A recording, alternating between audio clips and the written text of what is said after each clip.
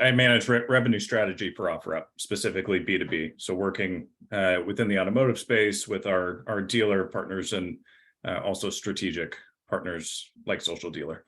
Got it. Sorry about that. I know just like most of us, John wears a few hats over there. So I want to make sure I got that right. And then we also have John McAdams, who is the VP of Sales for Social Dealer. So thank you guys for both being on. I will turn the time over to you and shut my camera off, and then we'll talk soon. Perfect. Yeah. Welcome, everybody. Thanks for joining us. Appreciate Driving Sales having us, and we're going to have a good conversation on kind of the state of the industry, but looking at some more historical context. So, John, before we jump in, do you want to give a little bit of background on your history with the industry? Yeah, sure. Thanks, Alexander. So, yeah, I actually started in the car business late 80s. I know that might seem a long time ago for some of our attendees, but I started off selling cars, moved up to sales manager, was a general sales manager, became a director of e-commerce and IT for a top 25 dealer group, and then eventually became the general manager over 4 points that were not doing too well. And they asked me if I could come and really get them to be more successful in printing black ink versus red, so making money. And I did that for about 15 years. And then for the past 10 or 12 years, I've been really on the vendor side. I started off over at Dealer On with the executive leadership team over there and growing Dealer On up until about 4 years ago. And I've had an opportunity to really run sales for Social Dealer, and certainly happy to be here on the call with you guys today. Cool. Well, we're excited to pull from all your knowledge. So jumping into our discussion topics, there's really going to be three main discussions that we're going to go over. It's reviewing the historical context with where we're at today in the economy, specifically how it compares to 2008 downturn, where are the disconnects for dealers today, both in their business, connecting with customers, marketing, and then on the last bit, we're going to talk about how can dealers better connect with buyers, but also close the gaps at their dealerships. So as Bryant suggested, please put in questions as we go. I am not a fan of talking at people for an hour, which is why I love having John here to have a free-form discussion. But if you do have questions, if you have something that you'd like to know a little bit more about and we can dive into, please put that into the comments at the bottom of your Zoom. Okay, so industry evolution. John, because you've been in the industry just for a couple of years, walk us through kind of what it was like in 2008 leading up to it, just to give us some historical context. Yeah, it was an interesting time, right? The car business has been through many, many changes, even before 2008. But I think 2008 was one of those milestones that if you haven't been here in the car business that long, it was one that really became a defining point for us at the car business, right? It was a time where the federal government was giving thousands of dollars to people to turn their old clunkers into car dealers. And it was a very interesting time. And dealers that embraced it and knew how to take advantage of it and followed all the rules and regulations and the procedures that were involved with getting their money back from the government actually, blossomed and flourished. And that grew into, the car business as we kind of knew it up until around COVID, right? When everybody had a difference in going to business and going to market. And then we came out of COVID, and the next thing we happened to hit was our inventory chip shortage, which, we're not out of today, right? There's many brands out there today that are still struggling to get enough vehicles on the lots for folks to sell. And that's created a unique set of challenges for car dealers, right? Which is, I don't really have enough new cars to sell. All the ones I do have on the order bank are already pre-sold. I might have one or two roll off the truck that aren't pre-sold, but they're going to go off the lot as well. So how do I manage my business going forward from both a fixed operations and a variable operations perspective, right?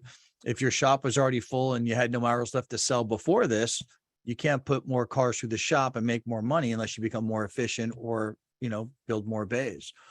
which means that we turn to the front end of the store, which says, how do I then go acquire more used cars quickly and cheaply and more efficiently, right? And sell them at higher grosses, right? While I still make the gross on the new car. So the one thing I can tell you that the car business that I've been in it now for 25 plus years is that we tend to face challenges head on. And we find very creative solutions to make sure that we flourish in those decisions that we make. And we should always be looking for the future, right? The future of the car business might not be 30 days away. It might be, 3 months or 6 months or a year and a half or 2 years down the road. But we have to look at those situations as they come up. But not unusual. I think the situation's unusual with the chip shortage, but not unusual for the car business to find itself in some challenging spots. So you just went over a lot, and there's a couple things that I want to unpack there. So you talked about in 2008 that the dealerships that were, and I'm paraphrasing, so give me a little bit of rope. The dealerships that were following the regulations are the ones that blossom. Can you dive into that a little bit more? Yeah. So we're talking thousands of dollars back from the federal government, right? So you had to take the vehicle in, you had to prove that you destroyed the vehicle, right? So you could not take the vehicle in and retail it back out. You could not take the vehicle in and wholesale it back out. You had to take that vehicle in and prove that it was destroyed. And once that was proven that it was destroyed, you can then, receive your money back from the federal government, right? Yep. So although a unique situation for a car dealership, which was, I will take your trade, but I cannot retail it out or wholesale it. I must destroy the vehicle, right? But it gave them an opportunity. It gave dealers an opportunity to make $2,000 on a vehicle that, quite frankly, wouldn't bring $200, right? And then convert that potential vehicle turn-in into a new or used vehicle sale opportunity, right? That situation never appeared in my existence in those years in the car business, right? We never had the federal government ponying up all this money for consumers to bring their cars in, right, to get them destroyed because they were not fuel efficient, for example, right? And move them into a more fuel efficient model. So it presented the dealers with a really unique situation, although some had to create internal departments to manage the destruction of the vehicle, the paperwork of the destruction of the vehicle, and the submission to the government to get their money back. Once Cash for Clunkers was over, it was over, and it was kind of business as usual at that point. So you think it was a benefit to the industry to have, these older, we'll call them clunker vehicles, taken off the road? Because it kind of artificially regulated the supply. It really did, right? It created a couple of challenges. One is those vehicles that I could normally retail or wholesale out of, and so if you're a car dealer that was making money on wholesale, that affected you. If you're a dealer that believed wholesale should be a net zero, that didn't affect you. But it affected the retail used car operation because, as you said, it artificially inflated the influx of these vehicles coming in, right? But I could not retail out of them. And when you can't retail out of a vehicle, it affects things like tax revenues and tax bases and things like that. So it helped other industries. It suppressed, certain industries. So it artificially kind of changed the entire makeup and dynamic of the car business for a very short period of time. I want to say Cash for Clunkers was a 3 to 6 month at most run that we had to take as many of those, non-fuel efficient vehicles off the road, get money from the federal government, and move them back into a newer or pre-owned vehicle. So do you see any similarities with programs that we've had over the past 2 years? I'm thinking specifically with these stipend checks from the government. I know a lot of, at least OfferUp users, what we're seeing is that they use it on not just products on OfferUp, but more specifically on a new vehicle. Yeah, anytime, the federal government provides assistance financially, typically people will take those funds and go spend it on something, right? That's the purpose of those funds. So whether you use the funds to go buy a paddleboard, a wakeboard, a jet ski, a motorcycle, or a car, you're using those funds and getting the dollars back into the economy. What we did see is a lot of dealers were then utilizing those funds and matching or coming close to matching or matching plus as an advertising position So if you had $1,000 in federal funds stipend for coming back to you, Alexander, I, as a dealer, might offer you $2,000 in those stipend funds, right, to come into my dealership versus another dealership. No different than tax season. Many dealers will do the tax season and will double your refund, right, or up to $5,000. So I kind of see that, where the car business is not constantly, but it's consistently overinflated in different ways, right? Whether it's the stipend or cash for clunkers, the chip shortage, which is driving, used cars or even grosses on new cars to unseen heights, which is fantastic today for the car business and the people that work in the car business. But we need to keep an eye on what's going to happen 18 months down the road with those same folks that now might be buried under $18,000 worth of, inequity, right? Yeah. Yep. So shifting the conversation, I'm going to retroactively go back to 2008. And we were seeing a digital shift at that point in time as well. I remember GM was around that time declaring bankruptcy, but they were still pushing for their franchisees to have websites and kind of create a more digital experience for the customer. And so I wanted to see your thoughts on what that was like going from more analog to digital and having your inventory online to what we're seeing today, going from websites being predominant for dealerships to a mobile first experience for consumers, and kind of how those consumer preferences are impacting. Yeah, it was an interesting time, Alexander, for sure, right? You got to remember, before 2008, we'll call it 2000, 2001, most dealers didn't have a website, right? Google did not exist back then. At the time I was using a tool called Alta Vista, and I thought Google would never make it past the first month. I was like, Google, that's a weird name. Who's going to use Google? Right. Or I was on Metacrawler too, right? I was on BBS boards selling cars, right? That's how we did it back then. And at the time, I remember there was a lot of discussion amongst not only my dealer group, which is a top 25 dealer group, but others. Is this going to destroy the traditional brick and mortar car dealership world that we know and love today, that we've known for many, many decades? And, there's always opinions, and not many, but some opinions said, yes, brick and mortar will not exist anymore as we know it. And others said this is a great thing for the car dealership world, because now we can do things like websites and market ourselves and do our own ads. And all of a sudden Google AdWords came about, and now I can market to people in different areas that I couldn't talk to before. Right. So there's always this constant change. That's the one thing about the car business that I think is consistent. It's constant change.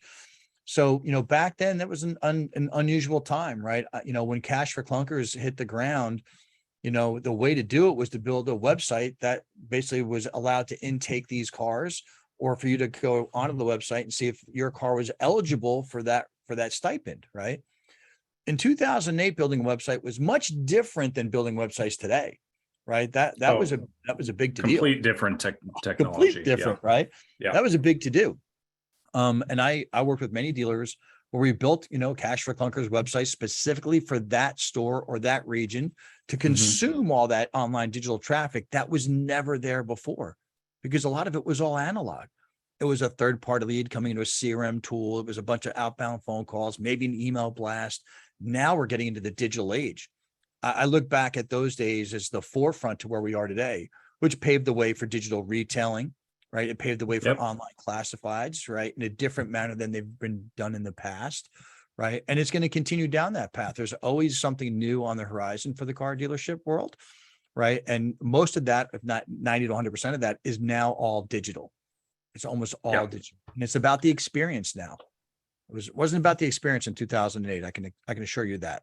Now it's about the consumer journey and the experience that they're on, and making sure that it's a positive experience for them, so that they want to come back into business with you again. Yeah, we'll get into the customer experience here in a little bit. How do you see going from more analog to desktop digital? Because now we're going to almost entirely mobile. I mean, you see these up and coming generations, being millennial and Gen Z, majority are doing 60 plus, 70 plus % of their research and interaction with dealerships on a mobile device. Yeah. So how do you see that kind of impacting the everyday dealer? And do you see dealerships adopting mobile or are they a little bit more hesitant? You know, I'll start with the last part of your question first. Mhm. I don't think dealers had any choice but to become mobile first, right? You know, back in the day, you'd have a mobile website and a desktop website. That was a bad experience. So Mhm. when they started building websites that were rendering for mobile and for desktop, depending on your equipment, right? That was a better experience for the consumers. Although not many people really understood why that was so important. It really was important about the experience, right? For the consumer, because we knew that many of those fish in that pond were not using desktops. They were at that point using iPads, and from iPads, it went to phones, right? To the point where, you know, if you use the word desktop now, it's kind of like, it's like a cassette player or an 8-track tape player, right? Yep. Unless you're gaming, who really has a massive desktop, right? So those challenges, you know, were there back then, and it always forces the industry to pay attention. I think the dealers and the OEMs and even the tier twos that pay attention to what's coming down the pipe next are the ones that win that game. And I, like many people on this call or running stores, were although I was very technical all the time, we shouldn't shy away from the technology, right? The old ways of selling cars and marketing on newspapers and things like that, they might exist, but they're not the majority, right? We need to Mhm. provide a fantastic experience. You know, when I was running my stores, you know, we were still doing the bell to bell. You work every day, you have one day off, but you come in anyway. And, you know, you're lucky if you had Saturday off, you worked holidays. And then we wonder why people don't want to work in the dealerships, right? Because they're there all the time. You know, so the industry has begun to change, right? Where they make the hours more accessible for people who want to work there. We provide technology. When I started at my top 25 dealer group, we had two computers in the entire 12 group organization, two desktops, by the way. Within 3 years, we had over 500 desktops at the time, right? On top of the old green screens, right? That were provided by the OEM, right? Now, I bet you can walk into a dealership. Now, I was just at a dealership dropping off my wife's car this morning, where it is all digitally focused. Every sales guy has their own own desk, own monitor. Yeah. Yeah. Everything's gone digital. You're right. I barely got in my car. I received the text that they took my car into the shop. If you have any questions, just text me back. And Yep. I had some questions. I texted back and forth, and there's no more. I don't need to phone call the dealer. I don't need to do that anymore. I pick up my phone. I'm at the Home Depot on the way back. I just go and do it that way. And that's the experience people want, because Amazon created it. This is not a plug for Amazon. Amazon and companies like that created these incredible experiences. And we as consumers expect that experience across everything we do in life, right? And when we hit frustration or friction, we tend to back off and try to find an easier way to do it. As humans, that's what we do. So when you get to a dealership that has a fantastic experience and they make it frictionless, right? And whether I want to speak to you on the phone, on text, on email, on chat, on SMS, whatever I prefer to do is how I prefer to do it. We just need to make that path super easy for consumers. Yeah, and I think two of the big driving forces between this digital transformation, especially over the past, I'd say 5 years, were Carvana and Vroom. That really pushed a lot of dealerships to take notice on the digital retailing aspect of it. You know, I think I'll put my dealer hat back on, right? Because Yeah. I think that's probably some of the best places I've ever learned from. Look around what everybody else is doing. Look around what Carvana and Vroom, maybe not Carvana today, right? But you know what I'm saying, right? But look around at these emergent businesses or technologies, you know, and find out what they're doing. Do your homework, right? For a 25-year car guy like myself, to sell my daughter's Jeep who went to Japan, you know, it's very easy to go to CarMax, right? And just get a value on a car, and, you know, it's good for 3 days, make my life easy, you know. But the car automotive professional in me says, go to your friends that have been in the business forever and give them the car. They're looking for used cars, you know, 2020 Cherokee Summit, Grand Cherokee Summit, right? I knew they needed the car. I called some buddies, but it was easy because I was in the car business. I knew who to call. So the reason why CarMax and those flourish is because they just made it easy. It's frictionless. Well, and to go back to your point, there's less and less people in the car business these days. Mhm. Like especially going back to 2020, I think I can't remember the exact statistics, so this is going to be generalized, but the industry shed 40% of its employees at brick and mortars, and we've had a hell of a time bringing people back on board, which is why you see so many dealerships short staffed these days. Yeah, back in the day, the number one spot that we couldn't hire for were technicians, B techs, A techs, master techs, diesel techs, Mhm. right? That was like, oh, John, if you could figure out how to get me more of those folks who can turn wrenches and be really good at it, I'll pay you a gold mine to do that. Now it's that plus the rest of the industry, right? And Yep. and making sure you have highly qualified, product salespeople that know how to sell the car and what the car is about, and respond in the method that I want to be spoken to and with, right? And to get them back, dealers had to change their way. That you probably have to give them more than just a Saturday off a month, right? So they could be with their family. So and I know a lot of dealer groups that do that today. That did not exist in my world. In my world, you work bing to bong, bell to bell. You come in on your day off and you have Sunday off if you didn't sell cars on Sunday. And yes, I worked at dealerships that sold cars on Sunday. Imagine being open 7 days a week, bing to bong. And at the end of the month, I mean, how long, what's the longest you were at a dealership working during a Memorial or a Labor Day sale? the joke before I came into the retail side or the vendor side was, you miss most July 4ths, right? Picnics. You miss most Memorial Day. You miss most. I had Christmas Day, and I had not even New Year's Day, because many times we bring people back into New Year's Day, right? And I look back at those times. There's 12, 15 years of my life, and I always wondered if it was more evenly based, right? More evenly based for both, the employees at the dealership and the consumers and everybody. Would have been a better experience and we'd have more people in the industry? I'd probably say yes. Right. But especially now with technology the way it is, we can do a lot of our functions without having been at the dealership. Right. I mean, CRM tools are now mobile based. Right. Yep. So there's a lot going for the industry right now from a technology perspective that could, really, catapult anybody who wants to be in this business, into higher levels. It's a great industry.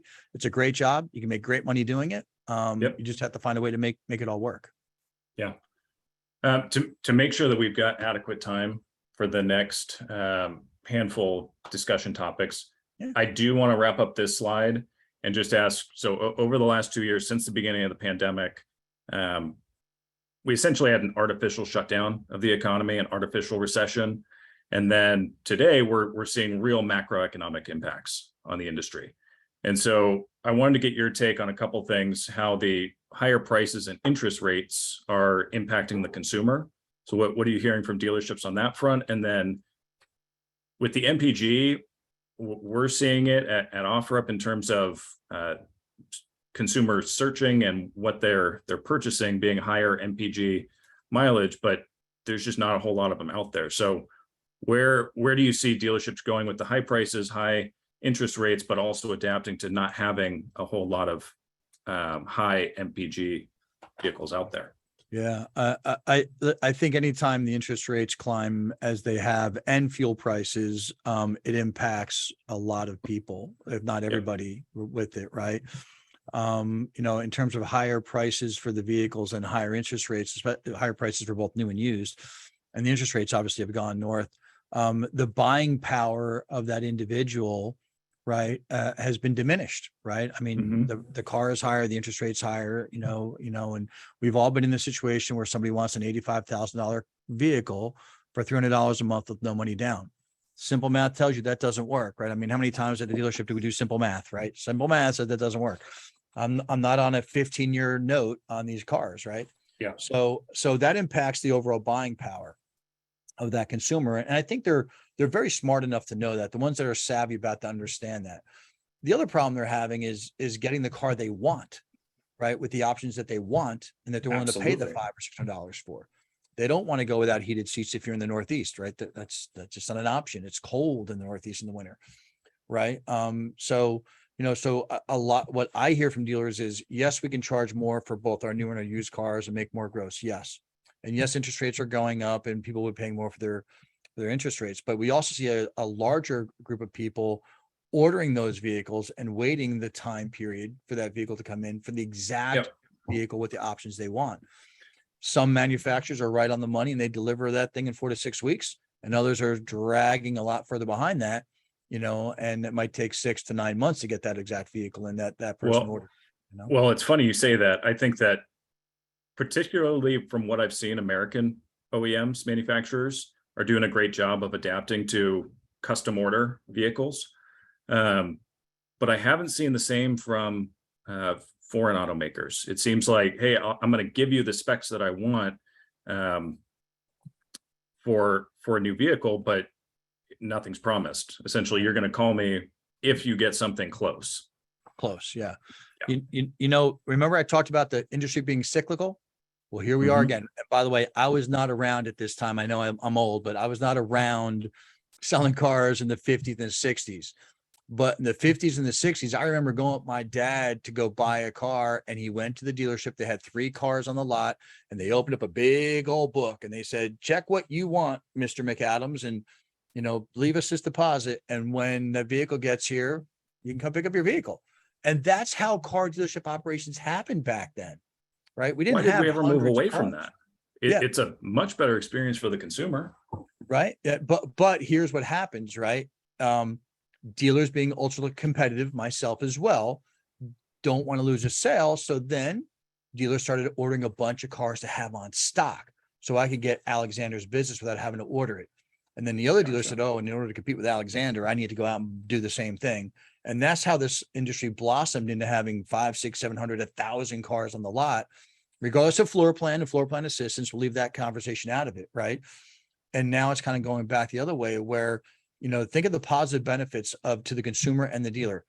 For a dealer, I don't carry floor plan insurance. I don't need all the space on my lot. The consumer gets the exact vehicle they want. The downside is the competitive edge to get a car today goes away.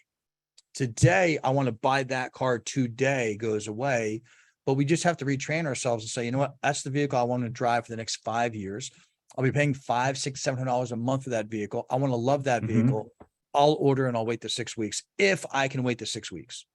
Right. And that's really what's happening in the industry today is, unfortunately, some people need a car right away. Well, they're going to have to settle for what's on the lot, and they might have to overpay for it. Right. That's how it's happening today. Well, the other shift with this custom ordering trend, which I'm a huge fan of, is that consumers are kind of just okay with whatever price you give them. You say, hey, it's going to be a $70,000 GMC Sierra. Okay, great. We'll talk financing when it's here in 8 weeks. I miss the days of being a general manager because I was driving, $85,000 lifted Super Duties that were brand new and not having to pay for them. It was wonderful. It was a great day, right?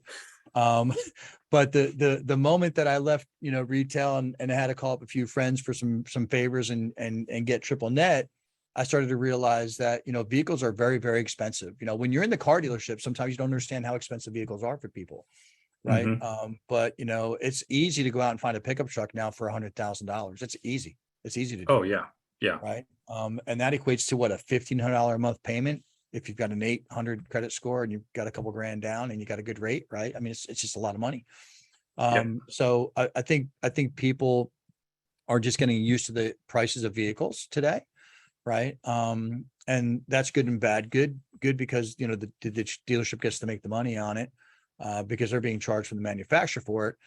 But the downside of that is people, their disposable income is going down, right? Because they're spending more for the car than they ever have, right? Out of their disposable income. Gotcha. Yeah. So last question, I gave you a heads up that I was going to bring this up, but OEMs starting to go direct to consumer with EVs.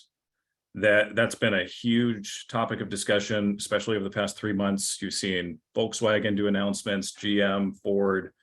What are you hearing from dealerships, and how are they preparing for that? Yeah, that's a hotbed topic, right? Yep. For sure, right? When Mr. Farley announced it a few weeks ago that he's going direct to consumer for the EV vehicles.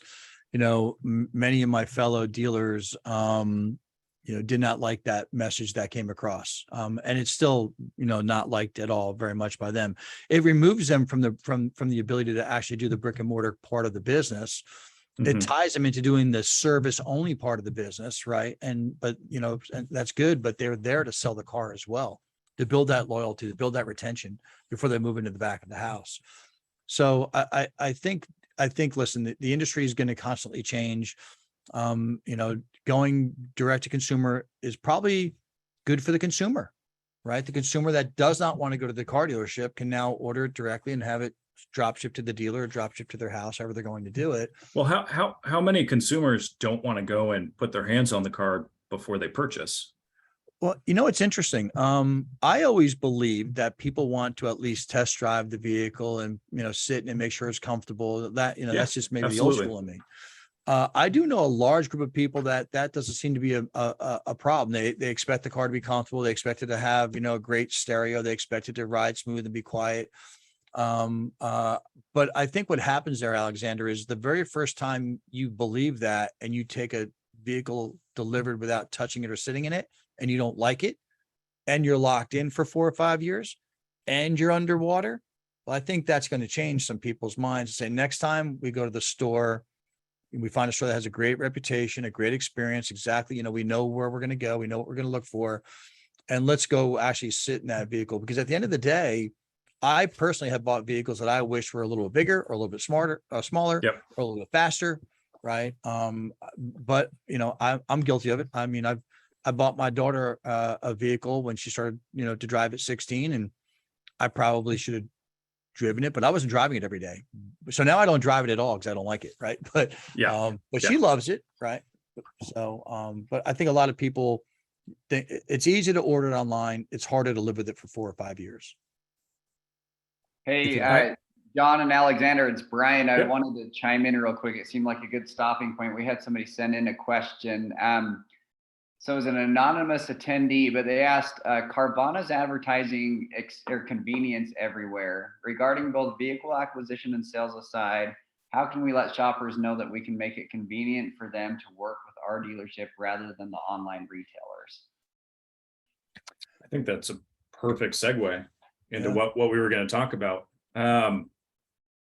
Yeah, John, I'll give the floor to you on how individual rooftops can advertise the convenience that Carvana is offering, but obviously legacy franchise especially have a little bit more stability.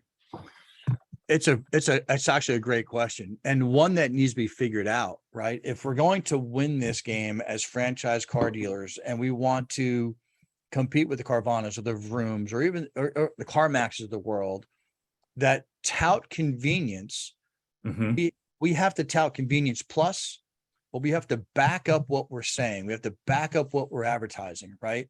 We can't beat those folks if we just advertise and then the experience is exactly what we offered, right? I'll give you an example. I'm going to go back to the Grand Cherokee again. I know I talked about it before. My daughter lived in Missouri. She's, her husband's in the Air Force, got transferred to Okinawa. Brand new 2020 Grand Cherokee Summit, pretty beautiful vehicle. Before I called my few buddies down here to say, hey, listen, I've got a car. I'm going to give it to you. I'm not going to give it to CarMax. I did go to CarMax. I went online. It was 11 o'clock at night. I went online. I put my VIN, my miles, put the condition. It was brand new, basically. And they shot me back a price right then and there and said, your certificate's good for 3 days, Mr. McAdams. I went, wow. I kind of know what the car is worth. You weren't too far off, by the way. They weren't too far off. And before I called my buddies, I called a couple of local places because I didn't want to drive the extra hour and a half to get this thing out of here. Yep. And you know what? I went to dealers that said, they'll buy any car. It was super cheap. We'll give you the best rate. It was the hardest thing for me to do as a consumer, right? I had to bring the car down. They had to look at it. I can only be there when the used car manual was there, but then I couldn't leave. They'll put the keys on top of the car. It became a problem. It became friction for me. So I almost considered just going 5 miles to CarMax and going, here it is, give me my check, I'm out of here. It's not even my car, it's my daughter's car, right? I would have had no negative equity, it would have paid it off, would have been clear. And I said, you know what? I'm in the car business for a reason. I love being in the car business. It's been very, very good to me and my family. I'm going to give my buddy a call who's an hour and a half away and say, hey man, I'll give you all the specs. I'm not looking to make any money on it. Just get it out clean and we're gone. And he said, yep, no problem. You got it. As long as you drive it an hour and a half to me. I was like, oh man, really? How am I going to get back? How am I going to get back? It's an hour and a half away. Uber doesn't deliver. They're not going to deliver me out here. So you know what I did? I bought my daughter a vehicle when I was there and I drove it back. So when you say convenience, make it convenient. If you want to acquire cars, make it easy to acquire cars. Give the certificate. I don't give you KBB, GALS, Black Book, whatever your methodology is for valuing cars. Well, let's hold on real quick. Before we get into that, I want to know real specific about that experience. Where were the major friction points with dealing with an individual dealership? So great question. You know, car guys, we always tell people what we do. Yep. It's John McAdams. I've been in the car business for 20 years. I ran a bunch of stores at GM up north. You know, I'm down here now. I'm trying to sell my daughter's car. Can I talk to GM? GM's not available. Okay, great. Can I talk to a sales manager? Yeah, but they're with customers right now. Okay. Is the used car guy there? Yeah, but he's at lunch. Can you give him a call back? Sure, I could. I don't want to, but I could. If that's the process, I'll do it. So of course I hung up and I, gave a call back. I still can't get a hold of anybody. And I was told by the receptionist, to bring the car down because they need to see it anyway. I said, so you want me to drive it an hour, maybe we'll call it 20 minutes for me, maybe not to have the manager there that can actually give me the number on the car. I'm in the car business. I'm trying to give you the easy layup here. I'm in the car business. I'm not looking to make money on it. And that's where the friction began. Right. And I tried it at a couple stores. And I realized at that point that on this side of the fence, on the other side of the fence, the dealer side, we say a lot of things, right? Yep. We want to acquire cars, make it convenient, $1,000 over, blah, blah, blah. But on the consumer side, maybe we should take our hat off and try that experience ourselves and try to call the dealership or try to email the dealership or try to text the dealership and try to get an actual number without having to go down. Now, I know that's the process. It's always been the process. But if CarMax can do it, why can't we? Right? It doesn't say I have to give you the 19,000. It says as long as it comes in that condition, everything you said, I give you the money. Right? How many people say the condition's excellent, but we all know it's good? That happens all the time, or good and it's really fair. So what, and this kind of goes with the third bullet here, where are the gaps in technology then? How can technology step in and help dealerships offer that same experience that a CarMax Carvana Vroom is able to offer in terms of instant cash offer? I put that in quotes because you're right. It's got to be inspected and assessed to make sure that it's above board. Yeah. But by the way, CarMax says that in fine print too. Yeah, a car has to meet the specifications that you said it was. If it's not, the deal is null and invalid, right? So we just have to make it. It might be an unpopular thing. We have to stop trying to make it a 5-pound deal on the way in the house, right? Like, listen, if the car is worth 20, don't offer me 14, right? Because CarMax going to offer me 17, and you're already going to be behind the 8 ball, right? Get in line with what it's going to be. I'm all in favor of making a 5-pound deal. You're not going to find a guy who loves a 5-pound deal more than me, right? But at the end of the day, on the way in the door, let's use technology to our benefit. If we know people are looking to sell their car, let's give them the best possible price we can and work our way down from there, right? We can peel them off the ceiling. We do it all day long as automotive professionals. There's nobody better than selling cars than us. We're it. But let's not try to hold the gross before the customer even gets here.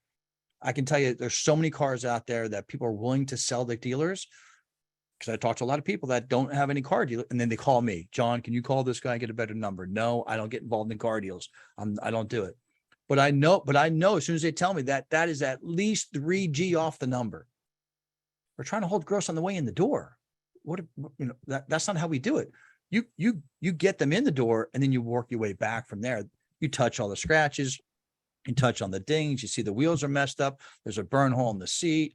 We can work our way down, but you're never going to get a shot to win that if you try to hook them before they even get the car in the door. Right. So what do you recommend then for a technology solution to give them a pricing up front that's going to be attractive enough to at least get them in the door and face to face? Yeah. Yeah. Listen, and there's technologies out there that do that for sure. Right. Yep. But we have to embrace that technology. Right. Which means that the store and its people have to embrace that technology, from the receptionist all the way down to the back end of the house. So if I come in for service and I see that, maybe there's a new car out front, and I say to the service advisor, I think maybe it's time for a new car.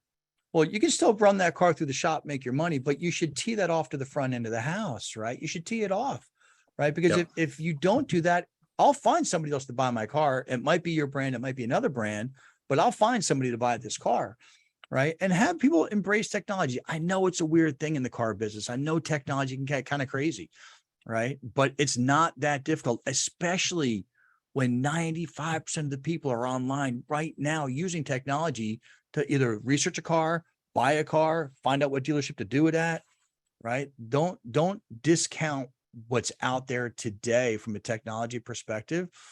And if you've got people who don't like technology in the car business in 2022, you need to look at that, right? I mean, I personally do everything I do on text. Everything I do is well, you can call me, you can email me, but if you want me right away, you text me, I'm there, right? I'm there. And I think that's how 90% of the people are, right? Yet many dealers don't use texting as a solution today, right? There's salespeople inside of dealerships that don't use texting today because they're not familiar with it. So this is a good segue into the gaps in the industry with communicating with customers, kind of meeting them where they are initially. Yeah. And I always use the example, and this I've been told is a hot take, but I would not communicate through email. I think it's a dead form of communication for the automotive industry. The only thing that it's really effective at is confirmation emails. Confirm your appointment, confirm a service, confirm a sale, whatever it is. But as far as communicating, we know phone calls are great, being able to get a voice call with somebody, but when was the last time any of us answered a random number as it was calling in? Yeah. If I don't know the number, it's probably marked as spam on my Verizon account anyways.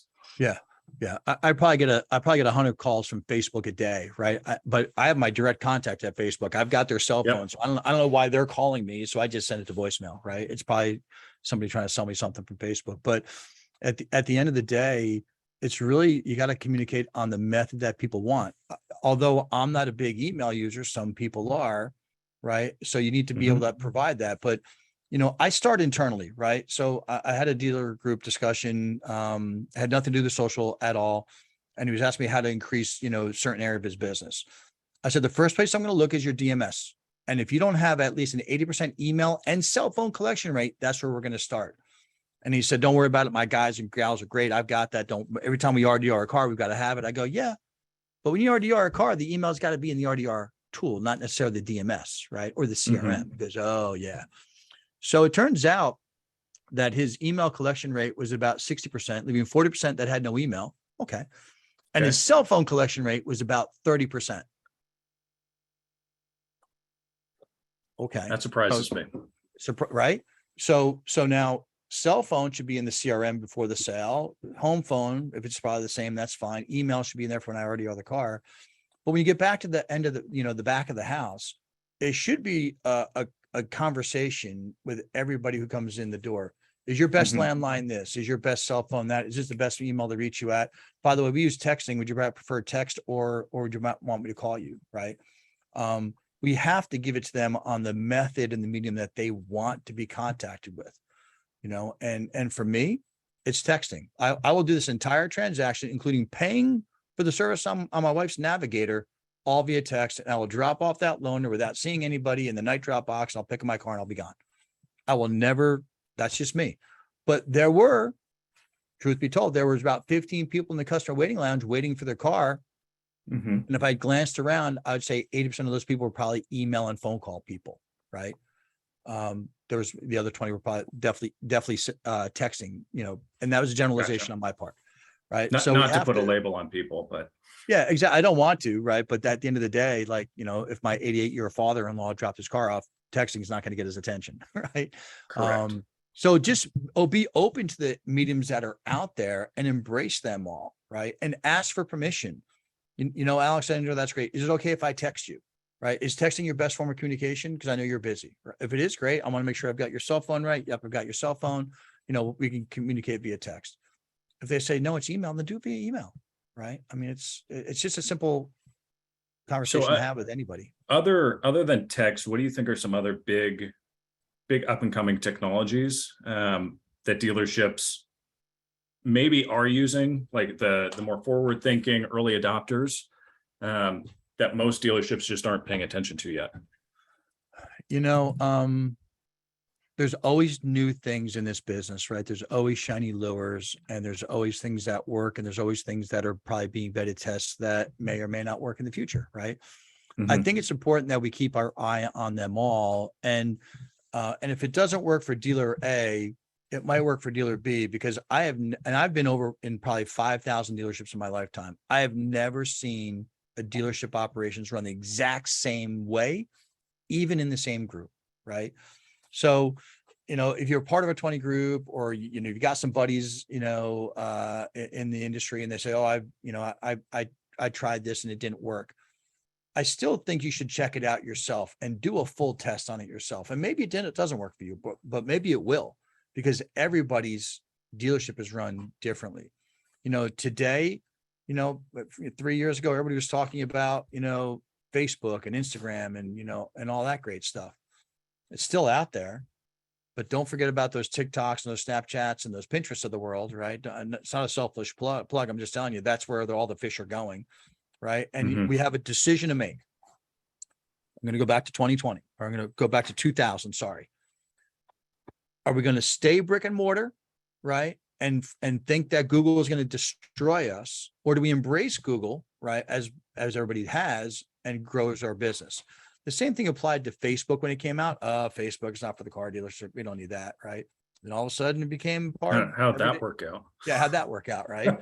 And trust me, a year and a half ago, I would not be sitting here talking to you about TikTok and Snapchat. It would have been the furthest thing from my mind. But that's where the fish are migrating to, and there's a lot of them over there. And I've seen a lot of great technology, from a different perspective, from both a vendor perspective, but as a dealer. I have it, and my CEO will tell you, John has a different angle on technology. He views everything through the eyes of a dealership. I do, 'cause it's 15 years of my life, right? I mean, I had 500 people reporting to me. I had 500 lives I was responsible for to make these dealerships make money, so they could still have a livelihood. So everything I do, I put my dealer hat on and say, you know what? Will this ROI match what my expenditure is? Right. And yes, I tried a lot of things. I tried a lot of crazy stuff, and some of it worked and some of it didn't. But I'd rather try and fail than not try at all. So you talked about TikTok, Snapchat. So do you think that at this point, legacy automotive marketplaces like your Car Gurus, Cars.com, Auto Trader, are those still impactful? Are they still positive ROI? Or yeah, I listen, you need third-party leads unless you generate your own. So generate your own, do a lot of SEO, do some pay-per-click, do some advertising, get your own leads. But there's going to be a fair share of people that have no idea what your dealership name is, right? You could be the biggest dealership in your county, and they have no idea what your name is. They just know you as that big building on that highway, right? I found out firsthand at the top 25 dealer group. I thought everybody who knew we were. We marketed. This budget was crazy, and I literally got 35 to 40 miles away from that dealership, and people were like, "Who? Where? What? Who?" So it's important to know that it's really a very small microcosm for the community, right? So you probably will need third-party leads, or some of those, if you're going to drive used car sales and operations, right? The first place most consumers go when they want to look to buy a used car are those places, because today there's really no big wholesaler, right? There's no big wholesaler that all these dealers become part of and say, okay, well, I'm a retailer. Here's all my used cars. Now, the online classifieds are very close to that, but a lot of that is either B2B or B2C, right? And there's millions of people on those channels. But typically, if I'm looking for I'm going to make it up. I'm looking for a 2020 Rubicon 4-door, 4-wheel drive manual transmission with a hard top. I'm not going to go search 15 dealerships for it. I just want it. I would have to go to one of those portals in order to find it. But being the car guy I am, I would just call the dealer direct, right? But some people submit the lead from there. So I think there's a need. The most important takeaway from that I have is look at the ROI, right? Look at the ROI. Set yourself up with technology so you can really look at the ROI. The reports that you get, could be slighted one way or another. Look at the ROI, right? How much do you spend to how many leads came in? How many appointments were sold? How many cars did you sell? Right. And yes, people will tell you, well, last click attribution doesn't exist. It doesn't, but you need to set a line somewhere. Not everybody can take credit for that car sale. I mean, Yeah, there's got to be some sort of attribution that you can count on. oh yeah. So on that, I kind of want to dig into, in today's economy, I'm going to loop it back to what we were talking about. We're in an economic downturn, prices are high, interest is high gas prices, everything's being impacted right now. Is it more important for a dealership to focus on marketing the brand or to acquire leads? My personal opinion. Yep. It could be right or wrong, right? I'm open to open dialogue and discussion on it. Today, I would be marketing my brand. I'd be marketing my value to the community. I'd be marketing all my value adds, why I'm here, why I want you to come here, because the new cars are going to sell themselves, right? At this point, there's not enough of them on the ground. That's going to happen. On the used car side, they're getting harder and harder to acquire. Some dealers that acquired them at higher prices are now underwater on them. They got to move them before they lose more water. Everybody's at the auction overpaying for these things. I don't know if that's a great place to spend all of your marketing dollars, right? I would say for me, I would be very light on new. I'd be heavier on used car, actual inventory. And I would be doing some great branding of my store in areas that I couldn't get into before because other dealers have stopped theirs, right? So you can get to, like, if I stop, it becomes an open spot. I now can have an opportunity to grab that, what I call a battleground zip code. That right? market share. Yeah. Yeah, exactly. And the other thing that's very important, and I had this conversation with a large OEM yesterday. I said, right now, we are all making a lot of money on new cars. I get it. I'm with you. I wish I was selling new cars again. But in about 18 months, when people start to figure out how to get out of that vehicle because they're bored with it or want to get something else, their payment's too high, and they want to bring it back to your store and get something a little smaller and find out that great deal that they got 18 months ago, they're now buried on by $15,000. I can tell you, you should be working on your reputation management today. Don't wait 18 months to fix that. Like today, get the highest possible reputation ranking you get, because when those things self-correct, and they will, and people are a little upset that they're buried, although they signed the paperwork, we all get it, they're going to vent, and they're going to vent online, right? So get that kind of lined up. Make sure you're doing a great job on sales and service for your reputation management across all the channels, not just Google, not just Facebook, but all the channels, right? And give the customer a great experience, but more importantly, bond with your community, right? Dealers are so philanthropic. I just wish we get the word out. Dealers give away millions and millions and millions of dollars a year to the community and expect nothing in return. Right. Now it's the That's time. a great point. We all hear about shopping local, and the automotive industry isn't something that you hear that very often. But with how many people the automotive industry employs, even today with down numbers, chances are everybody on this call, and I know even in my neighborhood, there's a couple people that work at dealerships, either as a sales rep or general sales manager, service tech. We're all interconnected in this industry. Yeah. But one thing that I wanted to bring up, so you talked about branding. So our automotive inventory ads a little bit less important, because you're right, the cars in general, whether it's new or used, are going to sell themselves, and it's not really the price or the features that's going to get people in the door. Yeah, I would run branding ads. I'd slow roll new automotive inventory ads. So new AIA ads for new cars. Yep. I'd slow roll. I'd bring my budget down. I'd have a presence so I don't give up that battleground zip code that I've been hard fought to win. But I'd definitely run AIA ads and even lead gen ads on the used car side, right? Yes. And for the dealers that have availabilities, meaning hours left to sell in the shop, I'd be advertising service, right? But make no, if you're 3 weeks backlogged on oil change, the one thing you don't need to do is advertise a $9.99 oil change. It's not going to turn out well, right? It's just not, right? Now, if you have hours left to sell, do it all day long, get them in, touch the vehicle, move them to the front. So, for me, if I was back in my chair running my stores, I'd be branding my store into my current areas of responsibility and external ones where I know dealers have backed off, because I can go grab that. I can do a land grab digitally and grab it. I would be marketing my used cars through AIA and even lead gen, right? I'd definitely absolutely retarget everybody who comes to my website without any doubt. I'd retarget that all day long, twice on Sunday. Right. And then decide for yourself if you've got hours left to sell and service, right? I mean, you really got to peel back that onion, right? Go literally find out, are there hours left to sell? Do we have an opportunity to, get more cars to the shop? Because from a sales perspective, if I was selling cars again, I can tell you right now, I'd be in that lane every morning at 7 a.m. I'd be touching every vehicle that rolls through there, right? I would do that in a heartbeat, because that's my best source of collecting a new customer, right? They came in with their vehicle. They think they're coming in for an oil change. I think it's a great vehicle. I can buy it. I think I've got some equity in the vehicle. If I can get them out of that ride into another newer ride with a full warranty, by the way, for the same payment or less, is something you'd want to talk about, Alexander. If you said yes, great. Warranties are a really interesting thing, because we at OfferUp, I'm sure every big company in the industry does this, but we spend a lot of time on consumer research and where things are headed.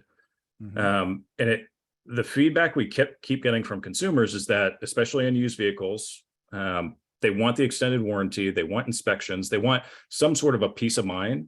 And when you talk about branding the customer experience, when it comes to after the sale, taking care of the customer after the sale and keeping that connection, the extended warranties, aspects of F&I, but also the inspections on the front end, so that they have peace of mind from a third party. How many dealerships do you work with that take advantage of those things? Like, is it widespread? Because from what I'm hearing, especially the inspection side of it, isn't as prominent in the industry on a dealership by dealership basis. I would say it's a pot of gold, right? So once that vehicle is burning gas and across the curb, we believe it services the job to keep them happy till they come back to the front end of the house. It's probably an old school thinking. It's wrong. Let's say I purchased a used vehicle, and at the time I didn't want to get the warranty. I didn't want to get, the rust and the dust. I didn't want to get the wheel protect, all the things that I turned down in the box. We never go back and ask that consumer if they need that again in the future, right? But we have a CRM tool, we have a DMS tool. We know who took advantage of the extended warranty. We know who took advantage of those F&I products and who didn't. The people who didn't should be going into an audience where the regular cadence and saying, hey, by the way, love your business. Thanks for, being a partner, with us. By the way, did you know that you can still get the extended warranty? It's 3 months after you bought that vehicle. Because some people will be like, oh yeah, now I have the extra whatever it is to go get the extended warranty. And that's the peace of mind I really wanted, but I didn't want my payment to go up by, $38, right? Yeah. I've got a check coming back from the government for $1,200. Maybe that'll work, right? It's a blind spot in the industry. So, I've always did that through my CRM tools. I put them into an audience. I do a Google AdWords campaign. I put on my website, and I'd run a social campaign, right? If I'm going to spend 5 hours on social, you might as well let me know that I can still buy an extended warranty on the vehicle that I drive from you, but I just didn't take advantage of when I was there, right? It happens all the time. And we have another slide, but I realize that we're already over time. I'm really good at doing that, going overtime with these conversations. But is there anything that the majority of dealers are not keeping an eye out for that they should be? Is there anything right now that's kind of an up and coming technology or marketing channel that dealerships should really be jumping into feet first? It's cyclical. And anytime the dealerships start making money globally in an economy, tend to lay off holding our people accountable, setting up the processes for success, and looking for the future, right? Now is the time to make sure that we're not getting relaxed on our processes that we set up to win this game before this all came about.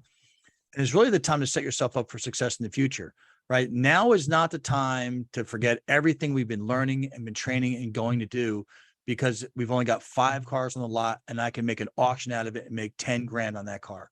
Yes, that is a great day. I'm with everybody on the call that does that. But along the way, we probably didn't do the road to the sale. Why? Because we didn't need to, right? I've only got 5 cars on the lot. But what happens when you now have 200 cars back on the lot?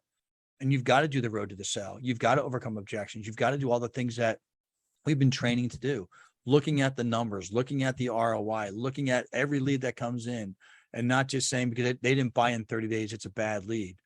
What? I heard somebody tell me the other day, oh, they didn't buy in 14 days, they're bad leads. I said, I don't know what world you came from. Yeah, that's a fantasy land. Yeah. Nine out of 10 times in this industry.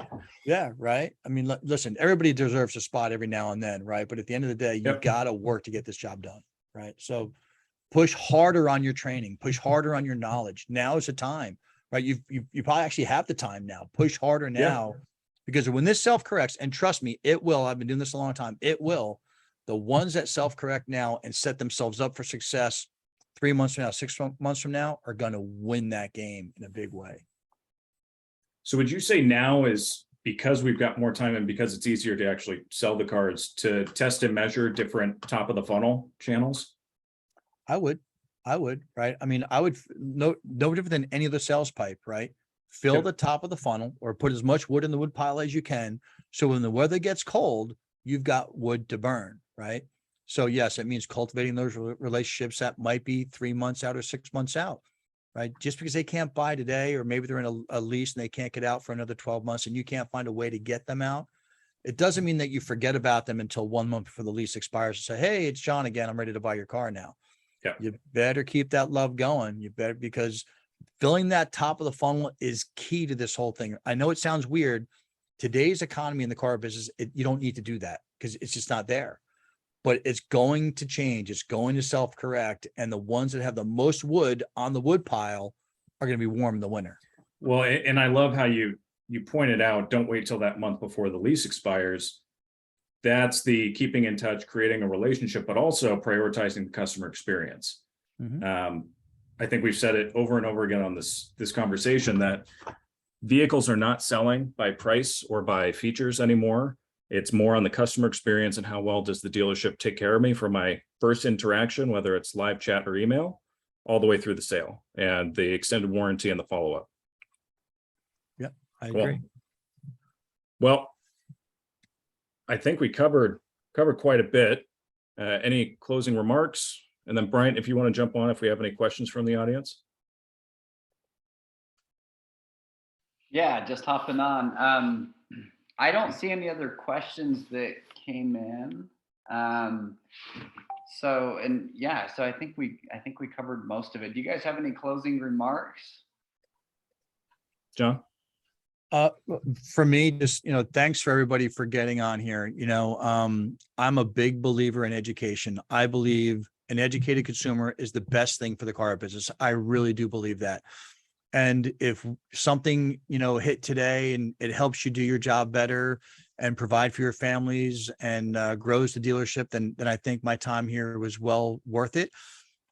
If you ever needed me, you can always get a hold of me. I'll be willing to, tell you what I think. Certainly, I think that's what makes the car world go around. I know a lot of people that are really good friends that we don't agree on everything.